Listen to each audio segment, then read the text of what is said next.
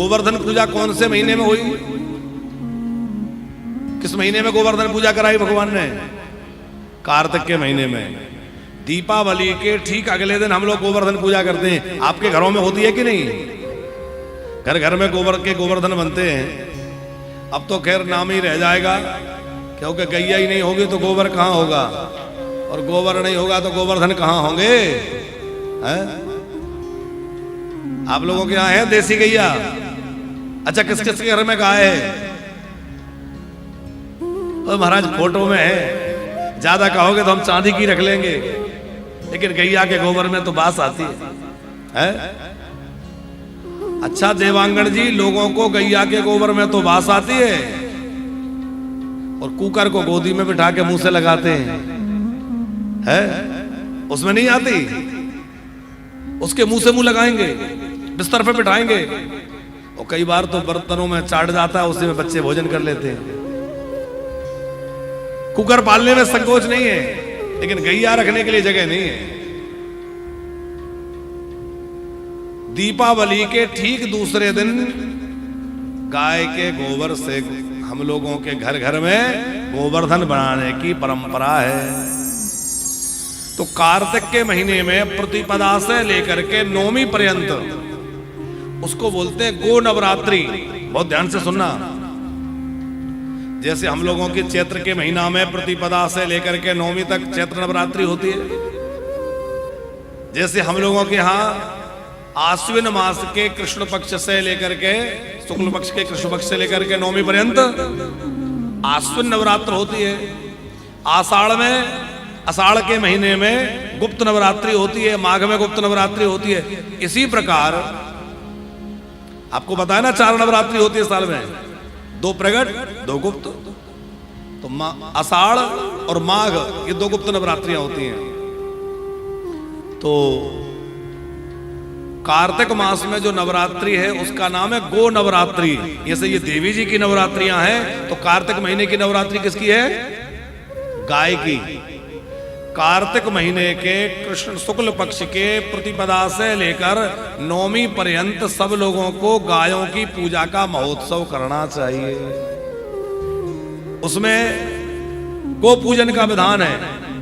कार्तिक महीने के शुक्ल पक्ष की प्रतिपदा से नौमी पर्यंत क्या रहता है? गो नवरात्र। और गो नवरात्र जो है गोवर्धन पूजा से प्रारंभ होता है, अक्षय नवमी तक रहता है, क्योंकि अक्षय नवमी तक ही ठाकुर जी ने गोवर्धन को उठाए रखा था। तो उन दिनों में गाय की पूजा का विशेष महत्व है। उसी बीच में गोपाष्टमी भी आती है, और गायों की पूजा का बड़ा विशेष महत्व कहा गया है। तो गोवर्धन पूजा क्या है देवांगन जी? गोवर्धन पूजा का यदि वास्तविक स्वरूप समझा जाए तो गायों की उपासना ही गोवर्धन पूजा है। गोवर्धन पर्वत की पूजा तो ठाकुर जी ने करवाई, पर गोवर्धन पर्वत के रूप में कौन है? साक्षात श्री कृष्ण है। श्री कृष्ण ने अपने शरण में ब्रजवासियों को लिया, तुम सब मेरी शरणागत हो जाओ, ये तो ठीक है, पर उन्होंने विशेष रूप से किसकी उपासना करवाई? गायों की। सब ब्रजवासियों से कहा था, तस्माद् गवाम ब्राह्मणानाम इंद्रस्यताभ्यताम मखा यन्द्रयाज्ञ संभारास्तैरयं साध्यताम मखा। तस्मात् गवाम ब्राह्मणानाम, तुम लोग गायों की पूजा करो, ब्राह्मणों की पूजा करो। गोवर्धन का सीधा सा अर्थ निकालें, वैसे तो बहुत सारे अर्थ हैं गो शब्द के, लेकिन गोवर्धन का सबसे सरल अर्थ और सबसे बढ़िया अर्थ कौन सा है? कि गोबर ही धन है। ये सीधा सीधा अर्थ है। क्या अर्थ हो गया गोवर्धन का? कि गोबर ही, क्योंकि गाय के गोबर में लक्ष्मी का निवास है, ये बात तो जगत प्रसिद्ध है। अच्छा, गैया मैया का प्राकट्य कौन से दिन हुआ? गैया मैया का प्राकट्य कौन से दिन हुआ पता है आप लोगों को? गाय का प्राकट्य हुआ दीपावली के दिन। जिस दिन लक्ष्मी जी का प्राकट्य है उसी दिन गाय का प्राकट्य है। कहां से? समुद्र मंथन से। जब समुद्र मंथन हुआ तो 14 रत्न निकले। सबसे पहले क्या निकला था? विष, जो भगवान शंकर को पिलाया गया, जहर जिसका नाम था हलाहल। भगवान महादेव ने विषपान किया। उसके बाद क्रमशः ऐरावत आदि निकले और उसी समुद्र मंथन से गाय निकली, कामधेनु निकली, ऋषियों को दी गई।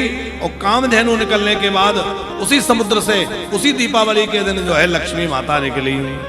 तो लक्ष्मी माता के प्राकट्य से तो दीपावली मनाई ही जाती है। पर दिवाली में आप लोगों ने यदि गौर किया होगा तो लक्ष्मी पूजा के पहले गाय की पूजा होती है। आप लोगों की ऐसी परंपरा है कि नहीं है? हमारे बुंदेलखंड में इस तरफ तो बहुत ऐसी परंपरा है कि लक्ष्मी पूजा तभी होगी जब पहले गाय की पूजा हो जाएगी। क्यों? समुद्र से पहले गैया मैया प्रकट भई, बाद में लक्ष्मी जी प्रकट भई। तो दिवाली के ही दिन दोनों प्रकट हुई, इसलिए पहले गाय की पूजा होती है और फिर अगले जो है शाम को लक्ष्मी जी की पूजा होती है। तो अब आप लोग ध्यान रखिएगा, दिवाली में किसकी पूजा करें विशेष रूप से? अच्छा, एक और बात आप ध्यान दीजिए, हम लोग दीपावली के दिन लक्ष्मी जी की पूजा करते हैं, रात्रि भर प्रार्थना करते हैं, हे लक्ष्मी मैया कृपा करो, हे लक्ष्मी मैया कृपा करो। और अगले दिन होती है गोवर्धन पूजा। माने संकेत मिलता है कि देखो रात भर जिन लक्ष्मी के लिए गिड़गिड़ा रहे थे वो तो गाय के गोबर में निवास करती है, गैया का आश्रय ले लो, लक्ष्मी अपने आप आ जाएंगे। ठाकुर जी ने गौ माता की पूजा करवाई और उसके बाद गोवर्धन पूजा के बाद में एक बार ब्रजवासियों ने एकादशी का व्रत रखा। हमेशा ही रखते थे, पर एक दिन की बात है कि वो व्रत करने के बाद रात्रि जागरण कर रहे थे, थोड़ा कीर्तन कर रहे थे। वो कार्तिक शुक्ल पक्ष एकादशी का ही अवसर था। सब लोग कीर्तन करने के बाद थोड़ा विश्राम करने लगे और अर्धरात्रि से कुछ अधिक समय हुआ था, लेकिन ब्रह्म वेला नहीं लगी थी। नंद बाबा को लगा कि शायद सवेरा होने वाला है, ब्रह्म वेला लग गई, तो वो यमुना जी में स्नान करने चले गए और रात्रि के समय यमुना जी में गोता लगाया। रात्रि में किसी भी नदी में स्नान करना, जलाशय में प्रवेश करना निषेध कहा गया है। जो निशा काल है, अर्धरात्रि का समय है देवांगन जी, उसमें किसी नदी, सरोवर, जलाशय में प्रवेश नहीं करना चाहिए। क्यों? क्योंकि जल के अधिष्ठात्र जो देवता है, वरुण देवता, वो शयन करते हैं, ऐसी शास्त्रीय मान्यता है।